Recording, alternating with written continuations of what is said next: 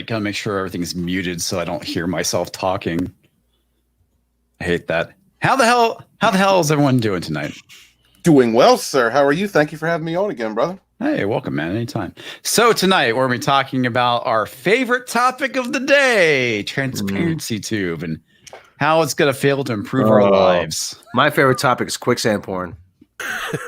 So how does that work? Sounds rough. Exactly how you think it works. Sand, it gets everywhere. Gets everywhere. Tonight we have with us author Stephen Walton of The Fandom Menace Volume 1. Thank you. Hail to the chat. Hail the Fandom Menace. And those of you who hang out who don't carry a hashtag, it does not matter to me. It is wonderful to see you. I am author Stephen Walton. I am the author of the Fandom Menace Volumes, Volume 1, which my boy Comics just showed you. And also the audio book, which is available on Audible and is narrated by this man below me right here. And also the Phantom Menace Volume 2 Indiegogo is up and running. So if you have the availability to or the want to purchase this book, please do.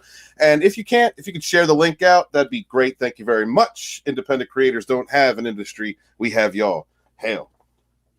And as he pointed out, we also have Rob himself, Robot Shlomo.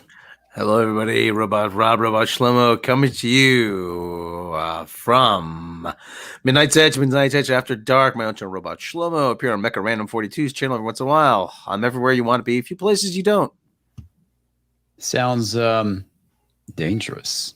Danger's my middle name, baby. We also have Tom. Tom, Hello. Our favorite individual who is everywhere on the internet. How are you, Tom? Tired. How you doing? How I'm you guys tired. doing out there? I'm tired as hell. I was up to 2 a.m. working on that video from last night, and I finally got done. And I was like, fuck it, I'm going to bed. I'm so happy we're talking about Transparency Tube. It was the first video of mine that broke 500 in forever. I was so happy. A lot of people seem to be upset about this. Well, it was really funny. My video kind of plateaued. It's YouTube is weird, man. Yeah, man. And the other thing too, I thought was interesting. When I initially sent out this morning, there was a hashtag for Transparency Tube, and when I did the stream for tonight, nothing came up for Transparency Tube. Wow. That's crazy. Yeah. Well, I mean, same thing happened to hashtag ballot harvesting. It's just all kind of weird. But it like I said, my video plateaued, and I noticed a spike. And I went to go watch just some guy's video, and he gave me a shout out because he watched my video, which got him to go and create his video about it. So thank you very much, JSG, man. You're awesome. Love your content. And thanks again for the shout out. And thanks to all of you lovely people out here in the chat listening to us whine about our YouTube problems. First world problems, baby. Well, yeah, I mean, it really kind of is. But at the same time, it is a problem because of what this guy's doing. And whether he intends it or not, this is such a bad idea. And specifically in 2020, in the age of cancel culture, and a lot of things that I had a few comments so I thought it was pretty funny because people simply just don't get it. It's like, what's this have to do with censorship? Well, the site itself has nothing to do with censorship. It's the actions that people can take that can lead to censorship. Yeah, a means of getting people off the platform that have these certain labels that they don't like, and that's the issue. It can be weaponized as a de facto blacklist. absolutely. Yes. Somebody can come across it and see a list and say, okay, well, let's find out who's right wing, and then find somebody, a channel like mine. I'm not right wing, and I wasn't on there, thankfully, but I'm actually more left wing than anything. But anti-SJW is only right wing. That's So. well, actually, you bring up a good point. The author, Dr. Reverend Stephen Walton, because I listen to a lot of what are classified by this as left-wing channels. Mm-hmm. However, they do criticize certain left-wing, extreme left. I don't want to say extreme left. They do criticize some left-wing policies. And he was saying last night that criticizing left-wing policies is what gets you labeled right. And I'm like, wait a minute. Doesn't make any sense. No, it does not make a lick of sense. And he doesn't make a lick of sense. And which proves his methodology is all fouled up, all screwed up. Yeah. I mean, there's a channel I listen to called Secular Talk with the guy named Kyle Kalinske, and he does criticize, he criticizes the David politics. He criticizes a lot of left-wing positions. And I'm like, wait a minute, if this guy is criticizing if he's criticizing identity politics, he specifically named identity politics gets you labeled right. Wow. I was listening. I don't know if you guys caught that. He was criticizing left policy. Yeah, I caught it. Yeah, I'm like, okay, then that gets him labeled right. Well, with his interview with Adam, he even admits like the things that he believes is like by your own classification, you'd be classified as right. And he kind of agreed with that. And that's the thing that it's like part of the issue, and Adam pressed him on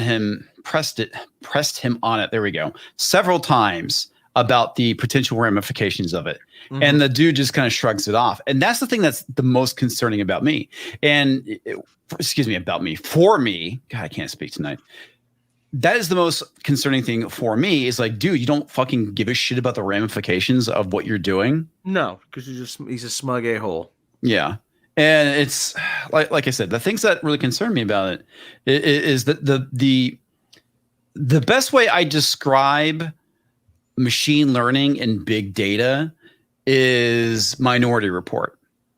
We're going to get Minority Report, but instead of having psychics being able to predict your actions, you're going to have the algorithm that is going to be using your metadata to be able to predict your patterns of behavior, who you're going to vote for, who, you're going to sleep with, all these different things. So it's very frightening because there's no laws around this yet. I mean, we have some data privacy protection, but not a whole lot. And it is very, very concerning because the government has it. This is the whole thing with PRISM with Snowden, because this is what he brought up. And again, this is the thing that really pissed me off with Obama is he just kind of shrugged it off. It's like, oh, it's just your metadata, man. No big deal. We're not listening to your calls. But it's that metadata that is able to kind of define you as a person, your habits, what time you go to sleep, what time you wake up, when you're in the car driving home, when you call your wife, all these different things. They are able to go and predict a pattern. And when you go and deviate from the pattern, they know something's up and potentially can look into you. That's pretty insane to even bring up. I mean, but it's a truth. Yeah. And it's something that companies like Google have been planning. Tracking all of your data, different browsers. Either if they were just trying to do it to predict advertising revenue, like advertisers, for instance, they're still collecting your data. They're still collecting a pattern of behavior, trying to predict you. So that it's out there, and I wouldn't be surprised if the government already, Snowden, if the government already wasn't attempting to track people through their metadata. And as Raquel points out, metadata isn't as important as aggregated data, but that's ultimately what they're going to be doing with it. Is they're going to go and aggregate that data. And that's the thing when it comes to machine learning. Like I said, I am not an expert. This is not my field of expertise, but I do know people that know this stuff, and I have casual conversations with them about it. And that's the thing. Yes. It's the way I kind of view machine learning and big data is in a lot of ways, it's like magic is neither good nor evil. It is the intent of the practitioner. So that's the things that kind of worry me about it is what is the intent of, these companies that have this data and ultimately the government as well. I mean, I haven't talked about this in a while, but this is something very important, is the idea of the Chinese social credit system. If you haven't heard about it, it's scary as fuck, folks, because they actually have credit ratings for people based off of their social behaviors. Right. And the government limits these people that they view as dissidents based off of non-compliance, spending way too much time online, speaking out against the government, jaywalking. And they will limit your access to your, what kind of education your kids can get, what kind of job you can get, whether you can buy plane tickets. And, you can Google the Chinese social credit system and just read about how fucking frightening it is. And I believe it's being implemented fully in China next year. Now, this is something that's been going on for, I don't know, a while. But I first learned about it maybe like, a year or two ago. It's pretty crazy stuff. It's pretty crazy, but it's not as cool as Tom's shirt. Tom, your shirt is awesome. Dude. Yeah, that is awesome, man. But here's the thing: when I first got online and I started doing things on the internet, writing code, whatnot. A lot of the stuff when it came to data, it was ephemeral. The idea is that you have this data for a certain amount of time and then you get rid of it. And now that data stopped being ephemeral and became persistent. And it's like I said, it scares the hell out of me, man. As somebody who is in technology, this stuff scares the ever living piss out of me. I guess it's one of those. What's up, John? It's been a while, man. I guess it's one of those things that I don't think about all too much, really. But I swear to God, if I get one more email trying to extort me for money because they say they caught me masturbating, I'm going to be upset. Well, the funny thing is I remember kind of this starting back in like the late 90s, early 2000s, because Raquel brings this up. Let me find her. Here we go. The customer loyalty cards. Yeah, that is something that I started noticing with grocery stores. They had you had that little tab that they would go and scan whenever you go and check out, and they basically have like a history of what you bought, and it would give you a discount. So that was the incentive for signing up, right? To get those frequent buyer cards or whatnot. And so that was a way for them to go and track what you're purchasing at a grocery store. So that's the thing that's kind of, I think that really where some of the start, coming from to a degree. My thing is, and I brought this up, that this guy can't be doing this out of some altruistic need to inform the public. He's got to be trying to sell this to somebody. He's got to be. I was thinking personal beliefs, personal politics, ideology. That's what I really thought. This was, there's no other way for me to read it. When you look at, there was a YouTuber, I can't remember her name, Ariel something like, but she's left. She's a lesbian woman, has a channel, a very big channel. Mm-hmm. They called her Center because because they put anti-SJW next to it. So all of a sudden she's center. Like, she's not center. I've been watching this woman for a year. I know she's not center. What are you talking about?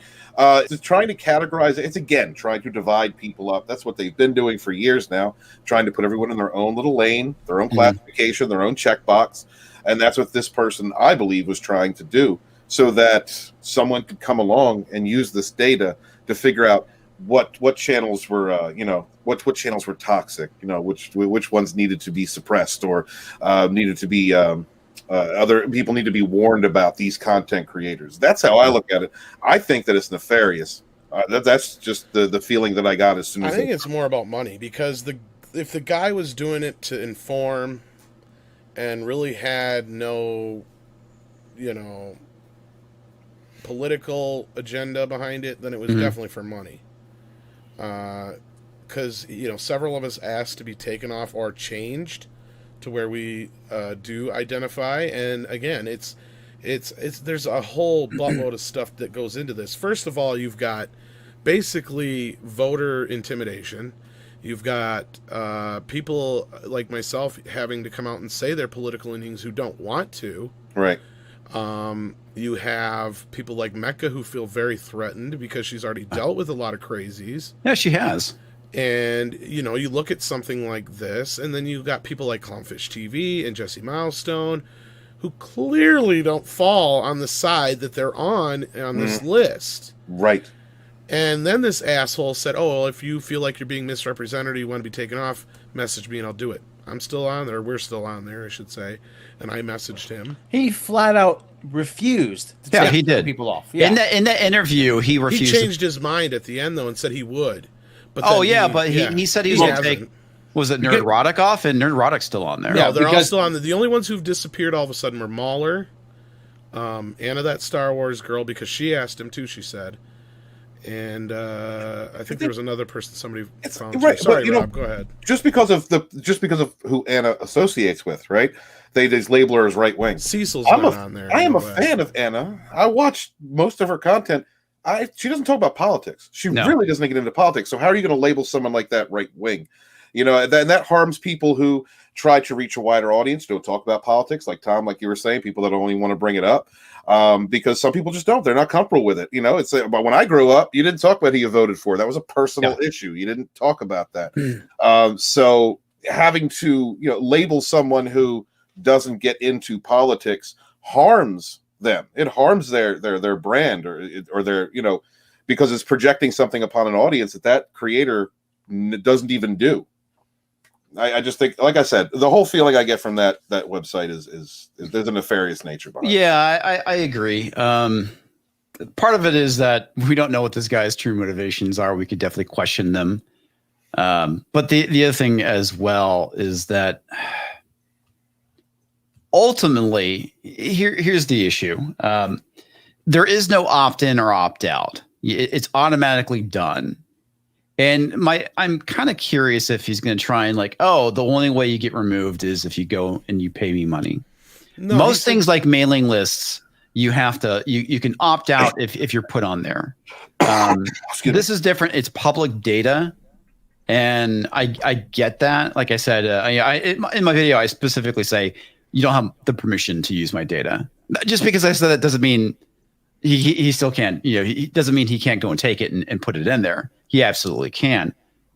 But, it's still kind of a dick move. I mean, especially when you're mislabeling somebody, because you know that there is a segment of the population out there that we go and criticize that is going to use that to go and, like as I describe it, it is a one-stop shop for all your censorship needs. Absolutely. If one of our channels, one of you guys, happens to get a chance to work with someone who's on the other end of YouTube. YouTube's a huge place. Mm-hmm. All they'd have to do is check out this website and say and see the label there and go, oh, they're right wing or they're this. I'm not going to work with them. Well, even if someone let's just say for the purpose of discussion, even if someone who is a quote unquote left leaning channel, let's just say they do an interview with Ben Shapiro, mm-hmm. or somebody like that. It doesn't matter. Like, well, you were Ben Shapiro, was it? You've associated with Ben Shapiro. Now you're on the hit list. Yeah. I mean, it opens the door for so many problems and so many, essentially you're trying to make the case for guilt by association. Oh yeah. Mm-hmm. And that's already alive and well. That's what cancel culture thrives on. Well, you've had several sites. There was that one, I think it was the Alternative Influencer Network that was done. I don't remember the lady that came up with it, but that was clearly partisan and clearly biased because that truly was guilt by association. They're trying to label, Tim Pool saying he was alt-right because of all these other people and Alex Jones and whatnot. And I know that this is something that Candace Owens did a while back before she, kind of saw the light, but she came up with this website called Social Autopsy, which is very similar to this website, except it was for social media accounts. And thank God she abandoned it because it was such a bad idea. And the purpose behind it was to go and say whether these people were good online citizens, whether they were trolls, etc. And it's frightening because anyone could be put on this list and labeled something. And that's the thing that's frightening about it is that when you go and you do this to YouTube channels, I mean, obviously it is too late to do this now. But what happens in the next 4 years when you have people another contentious election and you have people that are speaking out against certain things and suddenly they're gone. What happens if the politics of the party change? Mm-hmm. Yeah. Well, that's the thing. He's probably doing this now so he can probably try to either, like I said, he can sell it and not have to worry about it, or he can socially engineer the audience in time for the next election.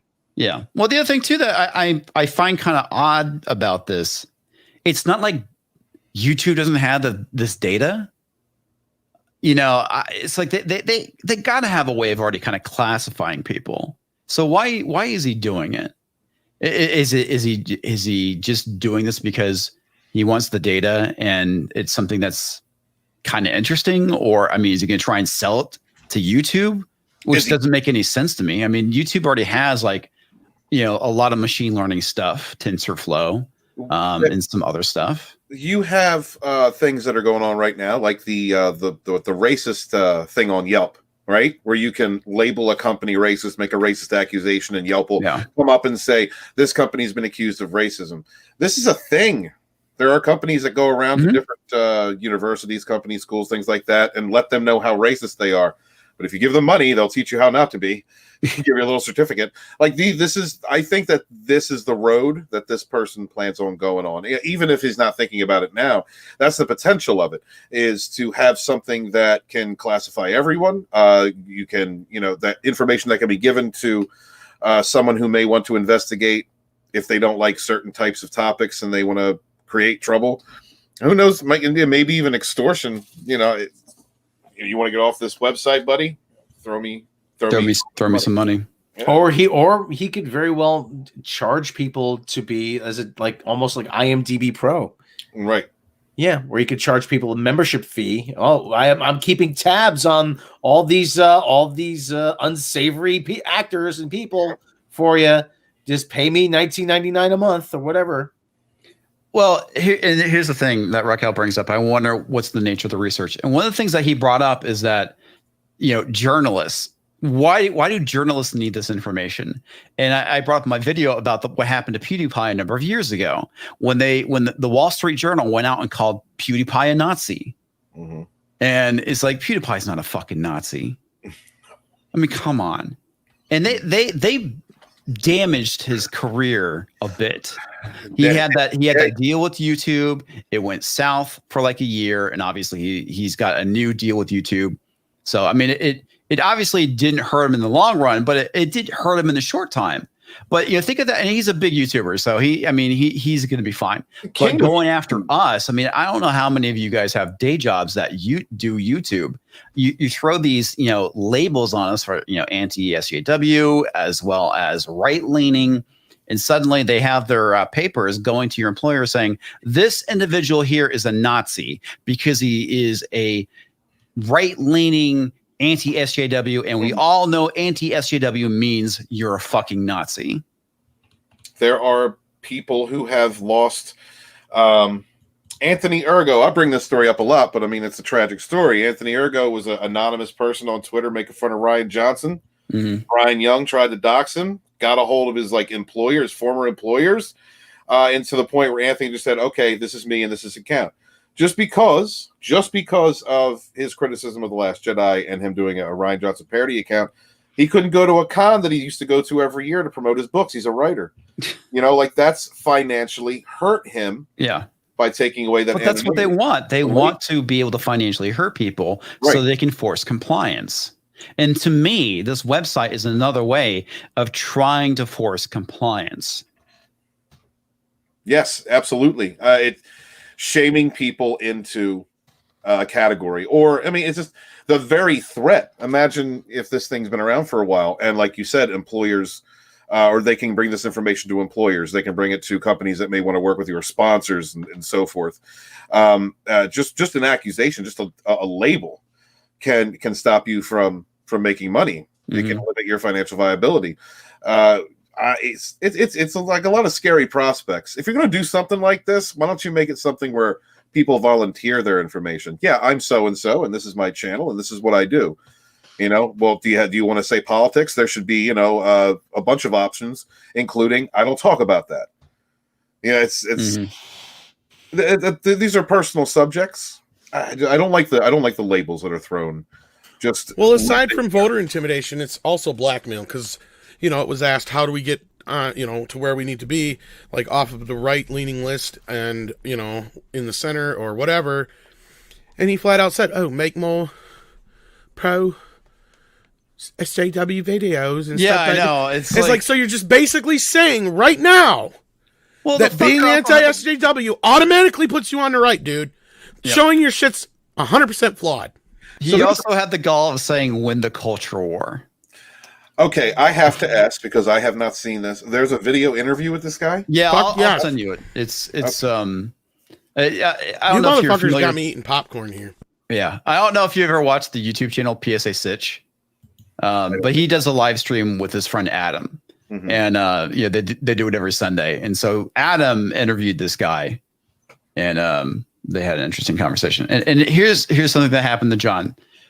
He was banned from WorldCon and labeled as a racist bully on their website. And he actually has footage of himself trying to get into the con, and they turned him away. They actually knew who they were looking for, because this is a con that he went to all the time that was, based around science fiction.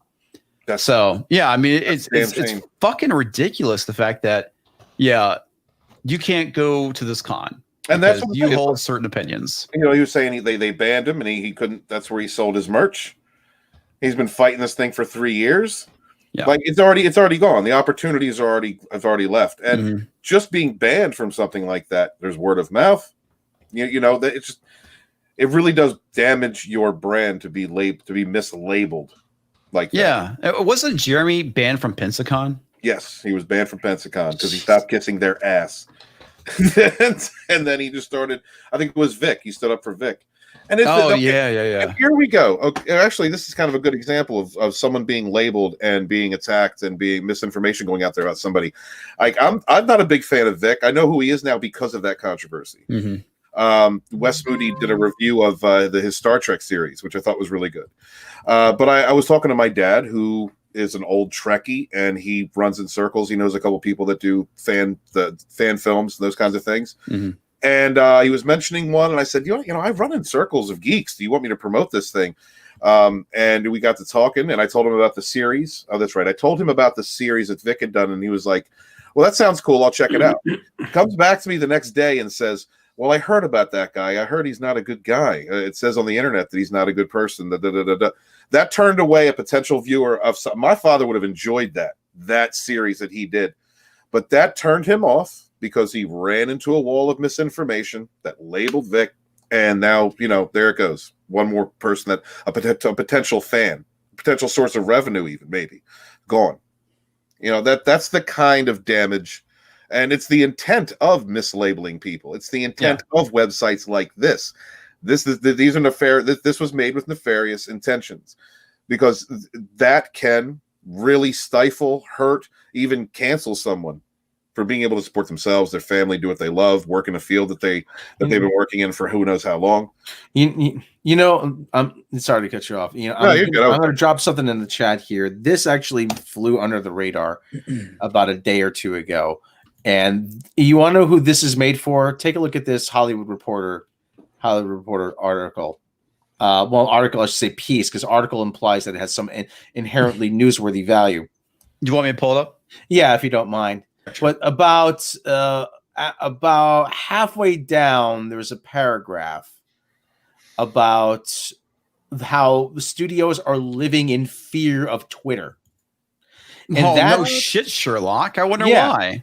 Yeah, and that's who this, and you know what? That in a nutshell, who this website, Transparency Tube, is made for. It's for the people who are constantly on Twitter, and because we all use Twitter as a promotional tool.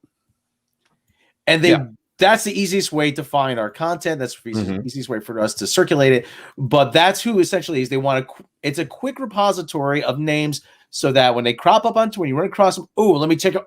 They're anti-SJW, right-leaning. We got to get them. Yeah. That's essentially, that's a good, like I said, whatever I still think he's trying to sell this thing, but that's also the intended audience. Well, and I kind of have more of another piece of pick on a pickle? Piece of proof that shows it's about money. Don't talk with your mouth full. Yeah, I know, motherfucking right. But no, he's like, how the guy interviewing him was like, well, how can you add more categories to this and make it a bit more, diverse? And he's like, it would take more money. Would take more money? What? Oh, hold on now. He's looking for backers. He's looking for backers. Right. Yeah, no doubt, Rob. You nailed on the head. No, I'm going to pressure him.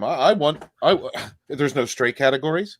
There's no Q categories. What? Excuse me. He's not being diverse enough. I am offended that I am not being represented. My sexual identity is not being represented in this graph. I identify as a basketball. Where's my category? That would be in the plus circle. All right, real quick. I'm gonna get to the super chat that's been lingering from Toxic Man Flu for $5. I would go off grid, but I like Taco Bell Mexican pizzas too much. Hail Toxic and the Mexican pizza. Oh, Just man. Hail Taco Bell. Just pay with cash. Whatever happened to the Mexamelt?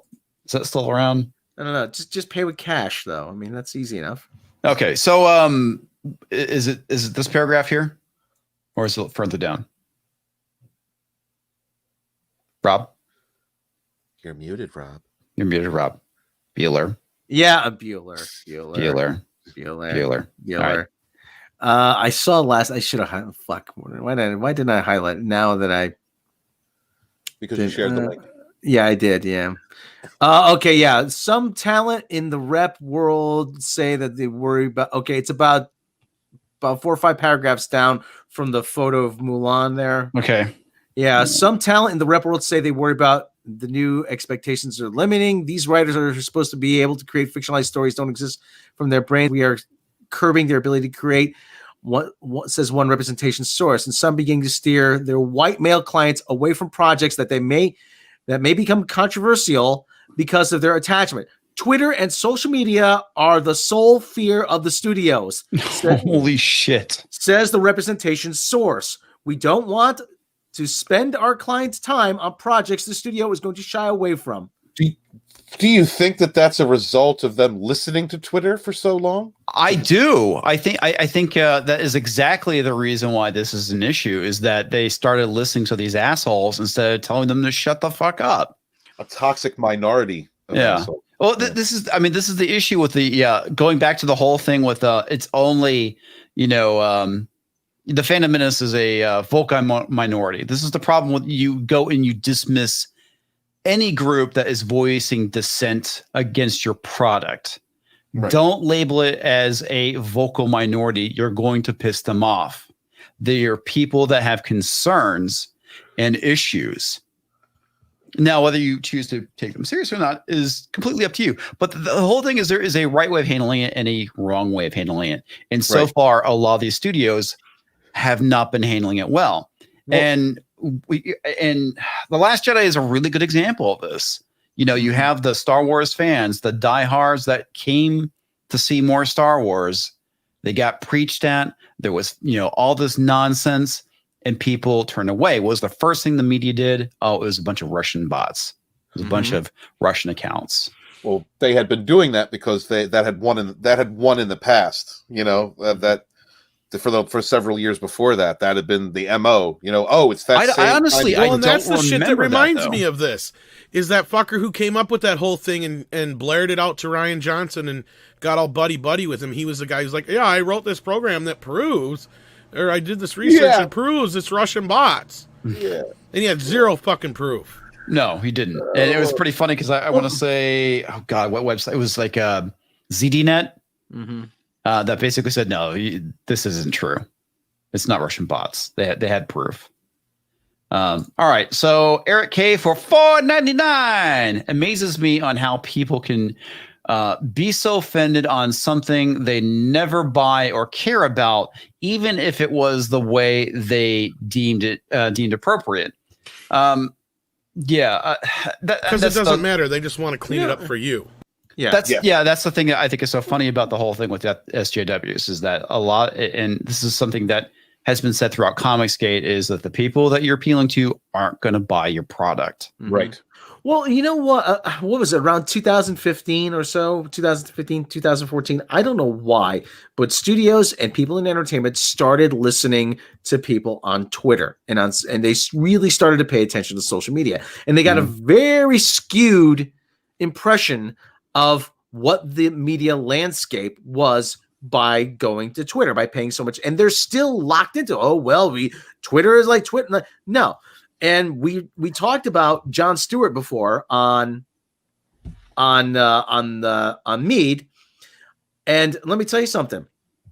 Do you know why they hired that imbecile, that giggling, laughing buffoon Trevor Noah for the Daily Show? Because he's a diversity Other hire. than he's black, yeah. Well, he's a diversity hire. He's black because he has a huge Twitter following. Mm-hmm. He has a huge Twitter following, and the thinking was, oh, well, he has a huge Twitter following. The kids all pay attention to Twitter. He's there. His audience are just going to migrate over and watch the Daily Show. We're going to have all these millions of people who are just going to love him. And no, he gets 600,000 viewers a night. And but that proves to you how flawed this idea of listening to Twitter and listening to social media is. And that's who this guy Ledwich, that's his audience. Mhm. That's who he wants. That's who he's appealing to. Oh, let's make it easy for the nutcases on Twitter and social media to find out who's who, who's what, who represents who represents what. Well, there's always that one weirdo in your town, but they always seem to stay in their mother's basement.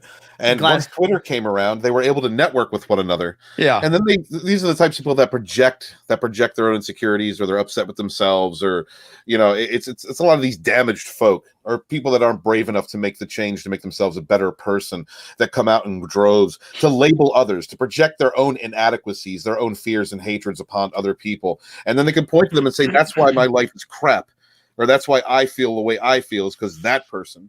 And you get that is an energized base of toxic people. And as far as hiring due to someone's popularity, I think hubris had a part to play in that. Imagine you're a celebrity. Imagine you're a minor celebrity, like a very minor celebrity, and then you get a Twitter following, and it builds and builds, and then you just start saying more outlandish shit. I think it's trained people to be outraged, to be outrageous, and I think that's also added to the hyperbole of where we're at in social media. Yeah. All right, real quick, let me get these super chats. $5 for $2.99. Hashtag beware the Drew. Hashtag screw that site. Hail Dolified. Hail, Dolified. And it jumped on me. Got myself okay, some brew. There we go. Toxic Man Flu for $2. Toxic is not a minority, Steven. I'm sorry. My bad, Toxic. All right, make sure I got everything. Gladys Kravitz is from Bewitched. She's the big audience on Twitter. Everyone who's just like shocked and clutching their pearls. Oh my word! Yeah. All right, so Tom shared this. Tom, you mind reading it? It's my the font's glasses kind are of broke. small. Yeah. Okay, you got the three little guys over on the right there, and then you got the gray people on the left, and they're like, "You do not fit in here." Oh yeah. They're like, I okay, see this. we will make Yeah, our own this- place. So they make their own place. Uh-huh. And then the gray people are like, well, why are you excluding us? They're like, I Oh don't know. no! Yeah, they go And back then to the gray people get in. in there and they're like, you do not fit in here. That really does describe how SJWs go and hijack, fandoms and subcultures. Yes, what it is. It's like, you must not like us. We want to be included, but it's not about the love of what you're doing. It's about the ability to project yourself, and that's all it is. It's a platform to espouse rhetoric. Sorry, I don't want to preach. That's okay. Remember what? Man, it's all good. You know that cartoon Michael Bancroft did with Ethan Van Sciver? You had all these blue-haired land whales come in and they say, "That's a nice hobby you got there. Yeah, we're just gonna have to come in and fix it for you." Mm-hmm. He's like, I am Captain fucking Ahab. And that's where the idea of these diversity companies, these that want to make money, are making money off of shaming companies into. It's all about shame. That's how they got hired into these. You don't realize how racist you really are. Okay. So the funny thing is, I remember back in the 90s, is that oh God, what is his name?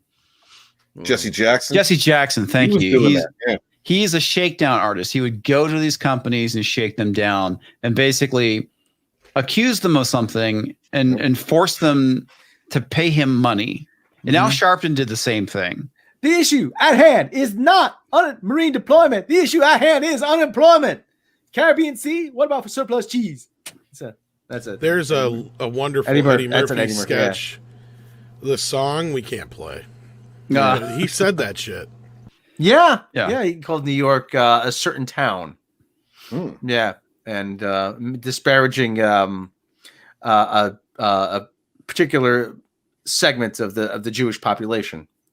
Oh, like the police are policing them now? Yeah. It's great. That's it. I'm not going to go there. Yeah. But anyway, so yeah, yeah, that's exactly it. So now, and again, all this was before Twitter, right? So, Jesse Jackson would go make accusations about something. God, I remember this one time. There was I want to say there's this girl in high school. She wanted to start a club about Irish heritage.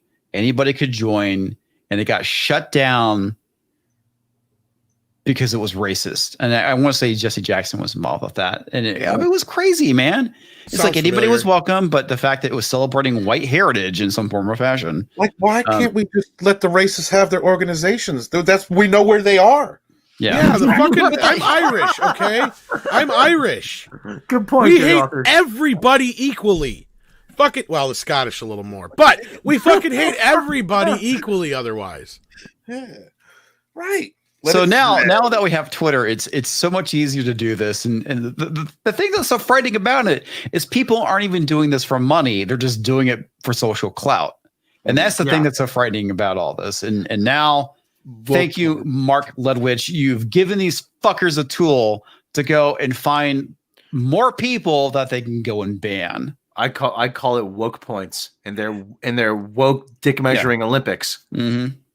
Yeah. And Rowan agrees with me in the chat. That's why Irish drink so much. They even hate themselves. Hail Rowan. I thought it was because of the potato-based diet. Well, no, it's more so because of the Irish curse. We'll talk about that later, Rob. Are you going to bring that website up? Because I was thinking the chat could throw some different types of channels at us, and we can look them up. I'll pull it up. That'd be nice interactive experience. But let me get this from David Blair real quick. David Blair for $5 saw that Alex Jones was on Rogan today. Glad to see Rogan still has his balls. I thought he lost them. I thought that they were in Spotify's purse. Yeah, I thought so too. I'm telling you, Joe Rogan. They're putting chemicals in water to turn frogs gay. I'll eat your ass. Putting capitalism in the water. I'll eat your neighbor's ass. Okay. Tom already has a share. I'll eat your dog and your neighbor's ass. I was gonna do I was gonna do a Star Trek based character called Sarvok Jones. Sarvok, they're putting chemicals in the water to turn the Gorns gay. The Burn Network. Yeah, that's a good one. Let's look up. He's not on there actually. Robert's not on there. No, not yet. No. He would be centrist if he was. That's what they would They was a centrist anti-SJW. No, that would automatically make him right. No, they had one or two that were they couldn't vet. The website couldn't say that these are right leaning because they talk too much about their politics. There's so they labeled them centrist. They do exist. Jesse, bring up Jesse Milestone. Like I said, Entertainment. Yeah. So yeah, there's no way that she is right leaning. Like, there's just no way. No way. I mean, being against one of the questions I would like to ask is, how is complaining about Star Trek, how does that make you right leaning? Because you're anti-SUW. It's not just people on the right that are I know. You know this, Stephen. I know this. The audience knows this, but apparently Mark Ledwich does not. And Major Grin is not up there. Nitpicking nerd. What about nitpicking nerd? I don't know.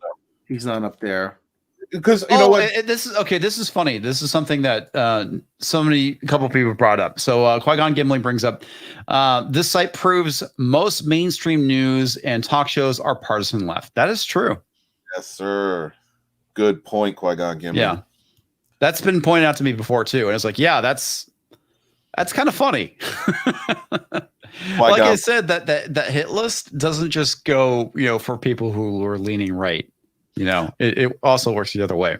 But The enema jokes are gone now. Look, they don't joke about it no more. You can come on back. Thank you, brother. They have David Pakman up there. I listen to David Pakman, and he does criticize the left quite a bit. David Pakman's pretty left, from my understanding. Yeah, but he also very openly criticizes the left as well. You can be a centrist that leans in a direction that doesn't necessarily agree with all the policies. Like I'm center left. I don't agree with all those policies. Like the Lincoln Project is left, partisan left. The Lincoln Project is a group of Republicans. I know, he talked about that too in that stream. It's like wow. This makes no fucking sense. Okay, Republicans for the rule of law. Okay, if you are on the right and you criticize the right, they're going to label you left. That makes no fucking sense. There's no nuance. There's no nuance. Nope. That word. Let's see. It didn't get popped up in the chat over here, but B-Spin is saying they are fake Republicans. I don't know. I don't know much about them. They ain't no damn real Republicans. What's a Republican? Here's again something that Raquel's pointing out. I am left. I criticize the left. Exactly. Yep, and the thing that is so annoying about this is that by saying that, they're going to mark you as being right, which is, again, makes no goddamn sense.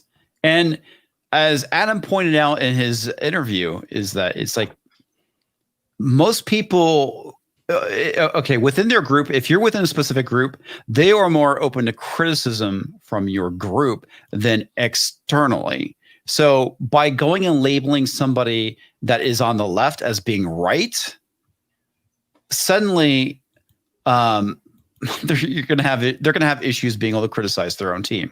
Yeah, because they're going to be booted from their team because they got labeled as something else. And that's all they have to do is get Chelsea Handler to come and remind them of their race, and they're good. That's all they have to do. Yeah, nobody really thought that was funny. Yeah. I hate you. I hate that one's to sink in for a little bit there. I think I find Chelsea Handler to be completely annoying. Yeah, she's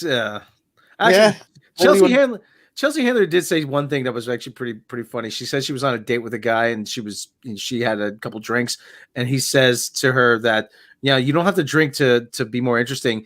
And she goes, "No, I'm drinking to make you more interesting." Wow. That was actually pretty good. I'm like, date over. Chelsea Handler 10 years ago, she was a six-pack.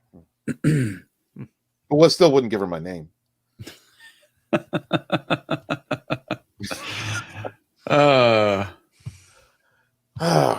have got any other suggestions? Terrible. No. The script doctor on there? I don't know. That's a good question. None of us little channels are on there. But I think if you're below, I think the threshold is 100,000. Okay. No. There's people that are over. Weaponized Nerd Rage is on there, and I think he's like at 10,000. Yeah, that's what I mean. Okay. Sorry. I think 10,000 is probably the cutoff. Is Nerd Cookies up there? Yeah, is Nerd Cookie? She's over 10K, yeah. Yeah. Nope, there's Nerdette. Nerdette is on there. I love how they classify Nerdette as being right in SJW. Or excuse me, anti-SJW. Well, she's anti-SJW, but I don't think she's right. I mean, no, I don't think she's right. But I don't know, because you know what? She doesn't really talk about it all that often. No, she just criticizes entertainment. Yeah, really. So, but then again, there you go, because it damaged somebody's brand, right? Somebody just didn't know. Odin is on there. You can pull up Odin. Is what? Yeah. Like there's a couple that's like, yeah, D-Day Cobra, yeah, yeah, I see that. Well, yeah, but Jeremy's pretty, blunt about being conservative, so it's not like it's an issue. Last week. It was beautiful. Everybody was awesome. The crowd, yeah. But at the same time, I mean, he has a valid point with Geeks and Gamers. Geeks and Gamers is not just him. D-Day Cobra, okay, yeah, that makes sense. But marking Geeks and Gamers as being partisan right and anti-SJW. Well, that goes right into the whole idea of we're going to cancel you because of who you're associated with. Yep. Well, Or again, lump like, you in with this group. I'm sorry, I should rephrase that. if you look at Geeks and Gamers when he was building it in like 2018, when it was just him, I could see that. The website itself is not. if you haven't looked at the website, then you just don't understand. There's an eclectic group of writers there with many different opinions, different perspectives. Book is center. Right, and he invites that, but that's why he made his personal channel so that he could talk about those things. So, no, that's pretty fair. What about Sports Wars? Is that Sports Wars is on there as well? Let me get this real quick.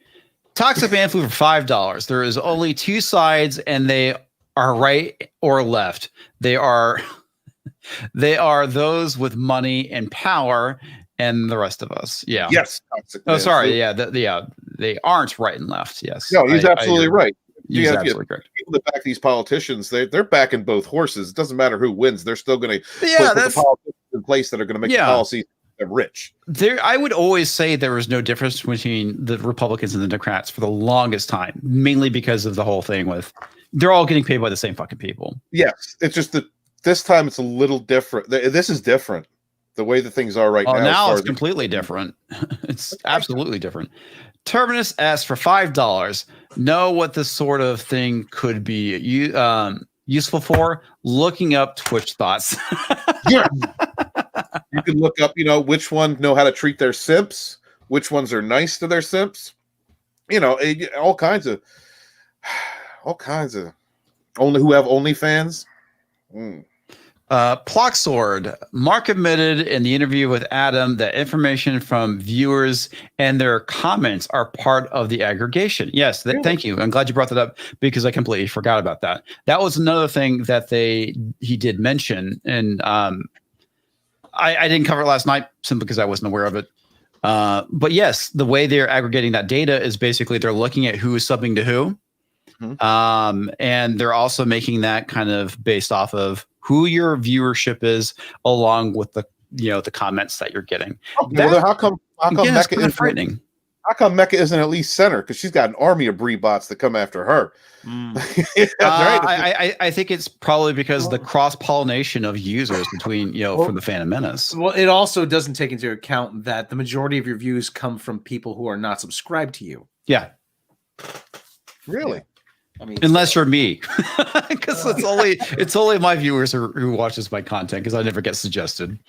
Oh, Had to grab my back scratcher. So keep my it's all good. Loves putting me in the yellow. Oh, there you go. Oh, right, bro. Look, you start getting older. Yeah, kid. Yeah, okay, yeah. Dollar General, baby. Yeah, brother. Kid, get out of line. I can whack him with the head with it too. Starts using it as an ass scratcher. Every anti-SJW channel complaining about this site claims to be center or center left. Josiah Rises is the only channel I have seen labeled right. He is partisan right and pro-Trump. Dig it? Yeah, I mean that's fair. I mean totally fair. He's another individual who is makes a pretty clear stance on where he is politically. The reason why we have a secret ballot in this country is so that this kind of shit doesn't happen. Yeah, absolutely. I mean, there's a very fundamental reason so that you don't end up on the list, so that you on a list. Well, like that's what pissed me off is because, like I said, it's like this is basically voter intimidation, and I did not feel like I should have had to do that, and he basically forced me to do that to prove that his bullshit is bullshit. Voter intimidation. Ultimately, it doesn't matter, Tom. It's not like he's going to listen to you. So you're saying this website is like a representation of mail-in ballots? Yeah, Oh man, that's funny. But seriously, it doesn't matter whether you profess being liberal or conservative. He's not going to take your word for it. I mean, he even said it in the interview with Adam. And it's like, to a degree, I get that. I mean, you can definitely do some vetting around that because there's people that claim to be certain things that are not. I mean, there's plenty of people who are on the far left that think they're centrist, but because of their political policies and things that they agree with is not center. They are not centrist. And that to a degree, I understand. But I think the people who are really misconstrued are the people on the left, not necessarily the people who are on the center or on the right. And obviously that disaffected liberals as well. So yeah, I mean, this whole thing is a mess. But the thing that pisses me off too, on top of that, think about it with Twitter, where people go, "Oh, you're a Nazi." Mm-hmm. No, I'm not. Oh, well, I said you're a Nazi, therefore you are a Nazi. It doesn't matter it doesn't matter what your track record is, or what you do, or how you treat people. Just because I say so makes it so. And that's kind of the issue with this site. Is there a pronoun you can label in your Twitter bio that says you're not a Nazi? Another thing, how come Trump's over here, but I don't see Biden over here anywhere? Good point. Does Biden have a YouTube channel? Because apparently Trump does. He should. Or I mean, over here, I should say. But yeah, he's not even on here. Yeah, that's kind of weird. Oh, there he is, right there. Will Widow. I'm sorry, I apologize. Is it seriously? Will Widow. I don't think that's a mistake. Will Widow. What about Keith? Where's Keith Olbermann? How many subs has he got? Is that what does it say? I don't think his channel is very big. Real quick, let me grab this. Willie Woodward for $5. See, I need to see an aggregator showing who's treating their simps well, because I simp harder than Steven. Yeah, you can be in that sphere. I know how to treat you, Willie. I'll talk down to you. I'll treat you bad. You'll love it. Keith Olbermann's old channel's on here. Yeah. Oh, let me see. We find this. This is pretty funny. Put your pronouns as not Nazi. Not / Nazi. Because if I do that, then they're going to say, oh my God, one of them is Nazi. Yeah. I swear. And ultimately, what it comes down to, when people label us with this crap, like if somebody calls you a Nazi on Twitter, just say, prove it. Don't defend yourself. Don't get in an argument. Just say, prove it, because they don't have the fucking proof. No, the accusation is the proof. That's all it's needed. That's all that's needed. But, I mean, you have anti-SJW and social justice. I mean, those are the only two criteria. Well, you got religious content, conspiracy, libertarian, socialist, anti-theist, MRA. What the hell is that? Men's rights. Guys, what the hell is white identitarian? I have no idea. Was it Richard Spencer? It's a very way to go. Yeah, seriously, it's a very little group that is not fucking relevant. I mean, and this is the good thing that actually did come out of this, is that when people are like, oh my God, Nazis everywhere, oh my pearls, you can go look how small this group is. It's fucking irrelevant compared to everything else. The MRAs are way bigger than the fucking white identitarians. Look, if we let the racists have their groups, they'd be little tiny clusters like that. What does a white identitarian mean, even? Okay, it's you know who Richard Spencer is, right? I've heard of him, but I don't know. Yeah, I kind of know. The name's familiar. Basically, it's think about the stuff that when we complain about social justice warriors, it's basically a different segment of that, except they are white people that want a white ethno-state. They're the same white power side of the different coin. Yeah, kind of. The thing is, it's so weird about it is that like Richard Spencer is not a conservative. He is definitely on the left. Okay. Because he actually agrees with a lot of Bernie's policies, but what he wants is a white ethno-state. You know, he's basically he's an SJW, but rather than saying, oh, all you white people are bad, it's the opposite of that. Have you ever seen the Ryan Long video, Woke versus Racist? Ew. Oh yeah. God, it's fucking hilarious. They actually both want the same thing. Yeah, they want the same thing. So, you know, the white identitarians like Richard Spencer is the racist in the Ryan Long video. It's kind of funny. All right. Real quick, let me get some super chats here. B-Spin for $5. This chart was also created to pressure you, the YouTube creator, to alienate and turn away some/most of your viewers / commenters. Yeah. It makes me kind of wonder if it's funded by YouTube. I don't know. comment because we all know that YouTube gets a lot of shit. They get a lot of criticism for this partisan nonsense. So what if they are funding this rather than doing it themselves? So that's one of my crazy conspiracy theories around this. Willie Westward for $2. Occasionally flash me some moob and you're on. Willie, it's a pants on stream. I can't do that. I can't do that here. But maybe later. Yeah. We definitely don't want a tubing incident to happen. I was just gonna say no tubing. No tubing. You don't want to see my hair, little hairy sunflowers. You don't want to see that here.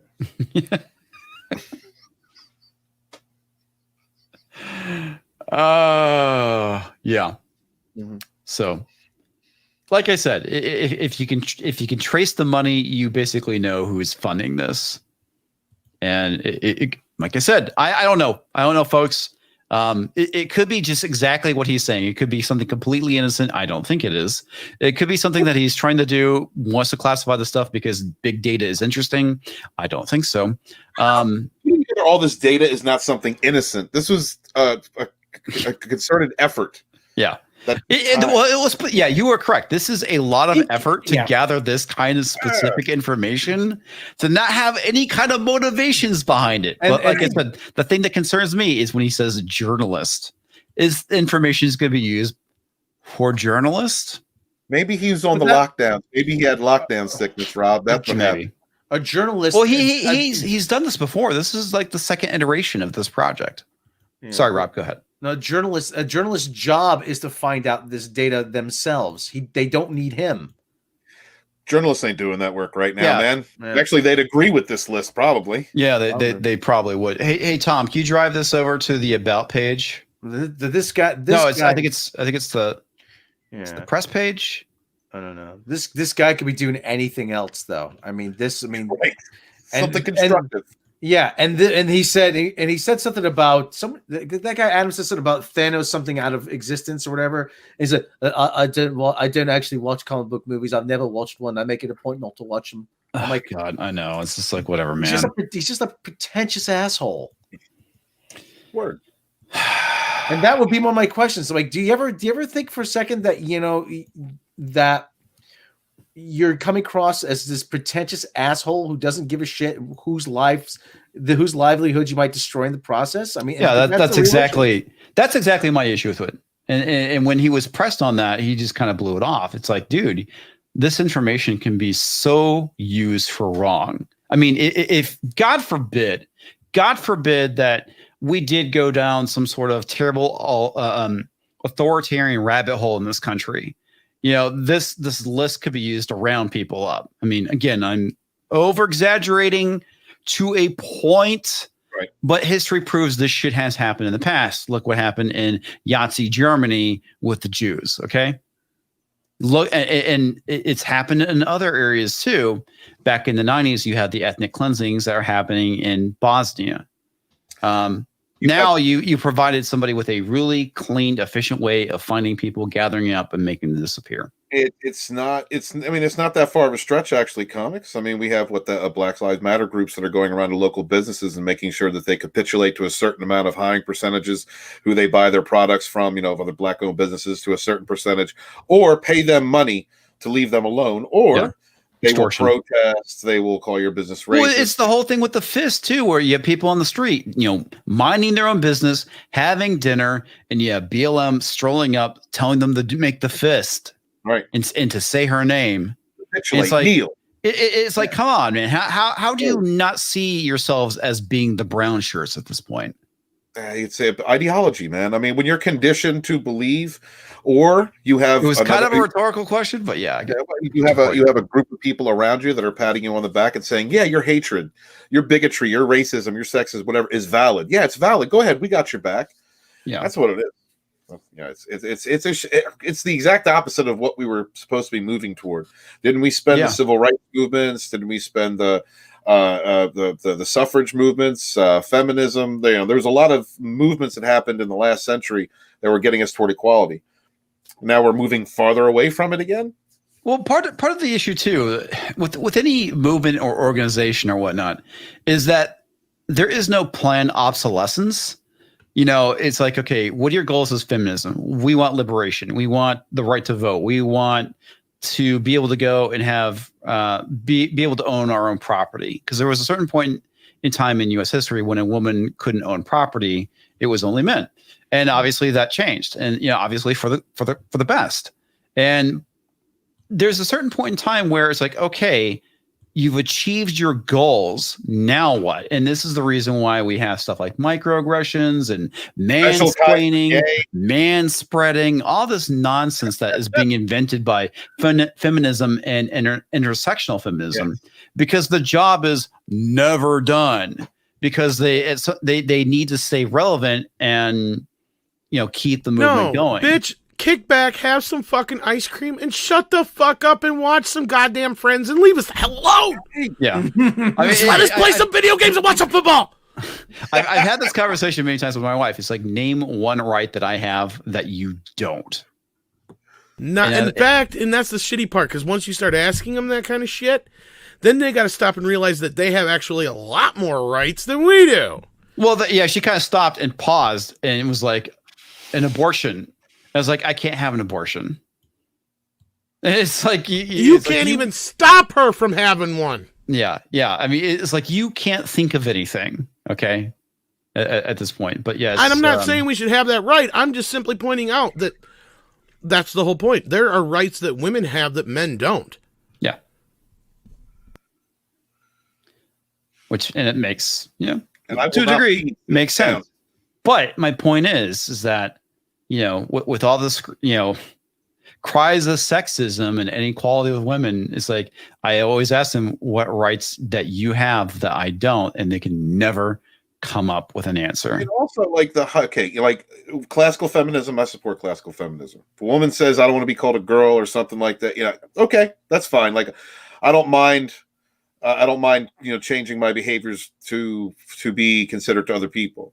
But you get to a point where the intersectional feminism starts grinding on you to the point where there are courtesies, there are social graces that men in the West are brought up with, like opening the door for the lady, paying for dinner, just things that we do to show our appreciation for the other sex. And when you are this hyperbolic and destructive, you erode those social graces that are more bonding experiences, more showing respect. That is not giving offense. Sorry for yelling. I just get worked up. No, dude, you're good. You're absolutely fine. I love when you yell. It is not a big deal. All right. So Toxic Man Flu for $10. The less human contact we have, the less human we become. The less compassionate we have. The less compassion we have, the less we care about the plight of others. Yeah. The internet has been and will always be a double-edged sword. I completely agree, dude. Take that a step further with all these lockdowns, right? Yeah. Isolating people in their own little cages, making them more dependent on the internet. Like all the stock and the tech companies, they've been going up because we've been doing is sitting in our house. Meanwhile, you're getting conditioned from that medium constantly. We see them censoring information. We see them censoring news articles, suppressing Indiegogos. Thanks, Twitter. Appreciate that. And so they're basically funneling information to you. And then when they get you used to that isolation, they make you dependent upon things like delivery is off the chain now. It has been for months, right? So you get used to sitting at home, not going out, not interacting with other people except for through this electronic medium, and you can have your food delivered to you. You can have your groceries delivered to you. Like, how many steps further? The longer these lockdowns exist, I'm really beginning to question if there is a reason for that in and of itself. Just because it feels like our lives have been really slimmed down. They've made them myopic to a degree. And as far as the information that we can get from others, the experience that we get now comes from just electronics, comes from your social media, comes from your TV, your entertainment, such and so forth. A lot of the stuff makes me really curious if it's conditioning. But anyway, I'm thinking it, man. We'll get to that in a second. Let me get this super chat from Terminus real quick for $5. Steven shows his moves and then is like, they're not moves. These are fuel tanks for sex machines. For a sex machine. Okay, I saw a really interesting thing from Slithering Peanut here, which is actually true. Chivalry is not feminist; it's masculine. It is absolutely masculine. I'm sorry they're taking you off track, but at least my trolls are paying you to troll me. Yeah, but here's the thing. I don't know if any of you watch Dave Cullen's stuff, and I don't know how much stock is in some of the stuff, but I've talked about the Great Reset. I've done a little bit of research, nowhere near as much research as Dave Cullen has. If you go and look it up, you can find the World Economic Forum posts about it. It's not like this shit's coming from Alex Jones. It's pretty fucking frightening. And the whole thing with Build Back Better is actually, is Biden's campaign slogan, but that actually comes from the Great Reset. The idea is that they want to use something like global warming or the COOF to go and rebuild the economy in a more equitable fashion. What is the Great Reset? Where does that come from? I did a video on it. Essentially, what they want to do is they want to transform capitalism into this new way of doing things. Really, what they're trying to do is transform capitalism into socialism. Right. Make you. Is it about making you dependent, like upon the state? Yeah, it's been a while, and I don't have the Hill article. Oh, I'm sorry, I didn't mean to grill you. I just never. It's fine. But really, the goal is it's socialism with intersectionality involved. Okay. Yeah, it's really what they're doing. Now, Dave did a video talking about this leaked email from, I guess, a Canadian politician, where it talks about the stuff that they're trying to do. So some of the stuff that he's been covering, he has been talking about the controlled collapse of the economy. And I'm gonna pull up the Hill article because it's actually really good, and we'll go and cover it again. I haven't seen Dave in forever. He hasn't come up in my feed in forever. Oh, yeah, it's same here. I have to actively go and look for him. He's if he's talking about topics that YouTube doesn't like. All right, let me pop this over here. Move my microphone so I can see my. Willie, I didn't mean to call y'all trolls. I love y'all. Just I think everybody knows, man. Everybody knows. Okay, so I'm going to stop. All right, I'm going to say stop sharing. I wasn't sharing to begin with, but remove that. And I'm going to pull up this article here. I'm not going to go through the whole thing. I'm going to hit the highlights, okay. But it's pretty frightening. Okay, so for decades, progressives have attempted to use climate change to justify liberal policy changes. But their latest attempt, now a new proposal called the Great Reset, is the most ambitious and radical plan the world has seen in more than a generation. At a virtual meeting earlier in June, hosted by the World Economic Forum, some of the planet's most powerful business leaders, government officials, and activists announced a proposal to reset the global economy. Instead of traditional capitalism, the high-profile group said the world should adopt more socialist policies, such as wealth taxes, additional regulation, and massive Green New Deal-like government programs. Oh, hell no. Yeah. Yes. Every country from the United States to China must participate, and every industry from oil and gas to tech must be transformed, wrote Klaus Schwab, the founder and executive chairman of the World Economic Forum. And as Ishii pointed out when we were going over this, Klaus Schwab is a failed economist. In the article published by the WTF, really that's what it is, WEF's website in short, We need a great reset of capitalism. So that's the Great Reset in a nutshell. And I want to communism. Yeah, exactly. AKA communism, as I pointed out in my video. Well, I've heard like proposals like capitalism 2.0, which probably is a similar kind of. Yeah, capitalism 2.0, the fourth great industrial revolution. So yeah, I mean this is stuff that. So they want to give a bunch of poor people a bunch of money from the rich folk, right? Yeah, I think that's one way of putting it. You know what happens when you give somebody who ain't got money a bunch of money real quick? They blow spend the it? money. Yeah, They get an entourage. I'm trying to find the thing where they're talking about the how they're wasting the opportunity. Give me a bunch of money, I'm Well, making a porn. the whole. Well, I mean, there was a. Did you see the? Well, before we get too deep into economic policy, I mean, this whole thing about every year where they go to Davos and they have a gigantic circle jerk. That's a big waste of time too. Yeah, well, that's funny. Yeah, they actually mentioned them going to Davos in this article.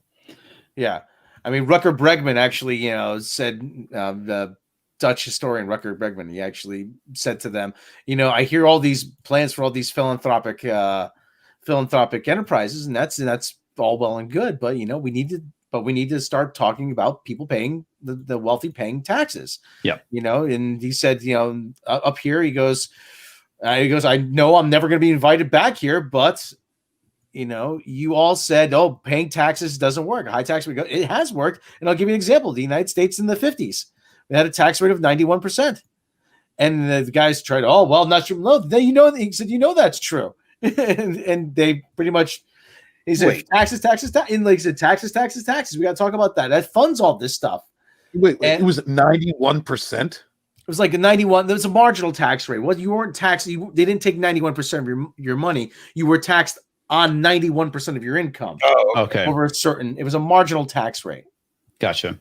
Okay. One of the main themes of June's meeting was the coronavirus pandemic has created an important opportunity in quotes here, for many of the world's economic forum's members to enact their radical transformation of capitalism, which they acknowledge would likely not have been made possible without the pandemic. There's also a line in here about how they're activating activists to do stuff to try and pressure people. We have a golden opportunity to seize something good from this crisis. It is unprecedented shockwave may well make people more receptive to big visions of change, said Prince Charles at the meeting. Added later, it's an opportunity we have never had before and may never have again. Great. I want to hear someone in a position of royalty to tell me how we shape the future. Yeah. You might be wondering how these leaders plan to convince the world to completely alter its economy over a long run, since COVID-19 pandemic most assuredly won't remain a crisis forever unless they make it a crisis forever. The answer is that they've already identified another crisis that will require expansive government intervention. Climate change, or COVID-21 coming in February, or what is it? I remember reading something about the possibility of that happening next year. Yes, exactly. The threat of climate change has been more gradual than COVID-19, but it is devastating reality for many people and their lives around the world, and it's even greater potential to surpass even that of the COVID-19 that Prince Charles said. So, yeah, I mean, obviously, this is what they're trying to push. And the Green New Deal is a really good example of these things. And it's bad. Well, the Green New Deal is only a set of guidelines. I mean, it's not so much legislation. It's just, hey, we would like to do this. Hey, we would like to do that. Yeah. Okay, I think this is the paragraph I was talking about. Of course, these government officials, activists, and influencers can't impose a systematic change of this size on their own, which is why they have already started to activate vast networks of left-wing activists from around the world who will, throughout 2021, demand change in line with the Great Reset. And what are we seeing from BLM right now? I know they took all this shit off their website. But what do you think that some of those vast left-wing networks are? At least in the U.S., BLM, Antifa. Yeah, because they had the whole thing on there about disrupting the nuclear family, and two of the leaders or the founders of BLM are socialist. Excuse me, not socialist. They're actually Marxist.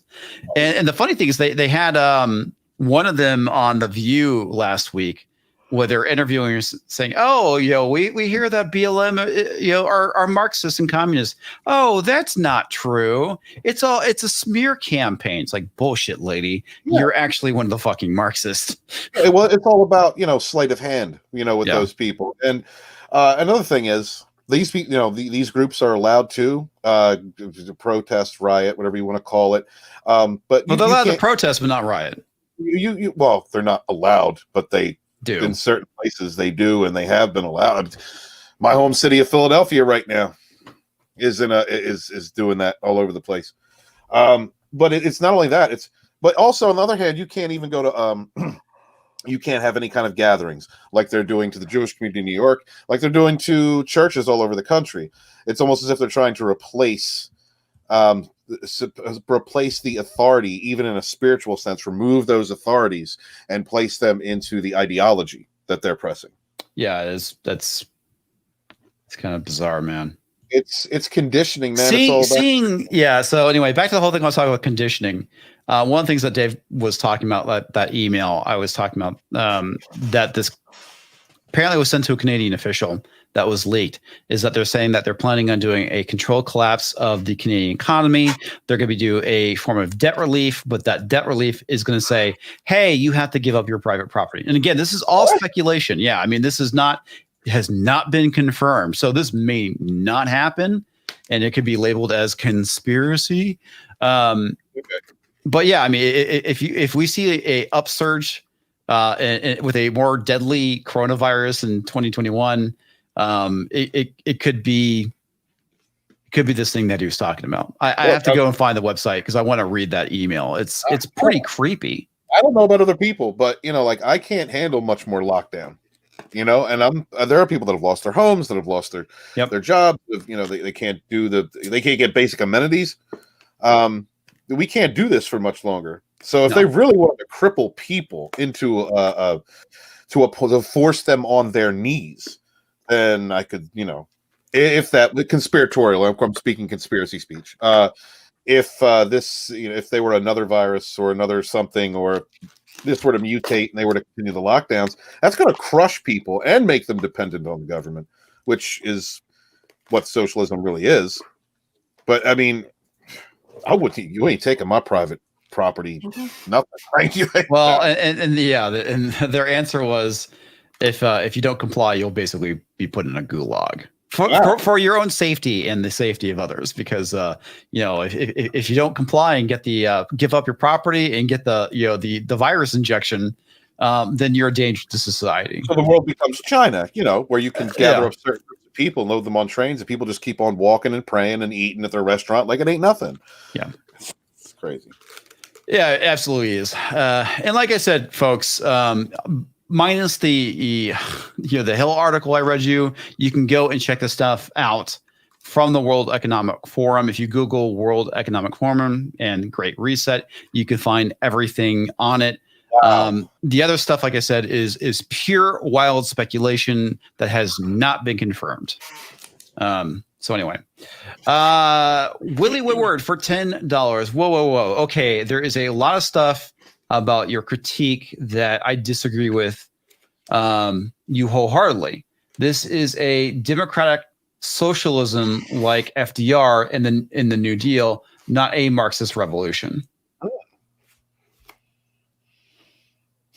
Well, I mean, honestly, I see that the founders of groups that are getting a lot of that are touted with a lot of power right now, like BLM, their founders are Marxists. Yeah. And the anti-fascist group who act in very fascist ways. I mean, the traditional enemy of fascism, if not democracy, is socialism. Well, the funny thing too, like the original Antifa, what were they? I don't know. Never cared to know. They were socialist. Huh. Yeah, Well, I mean, the historical Antifa from Germany, was a socialist movement to, start some shit in Germany. There's Antifa. Antifa actually goes back to the 1920s. Yeah. Really?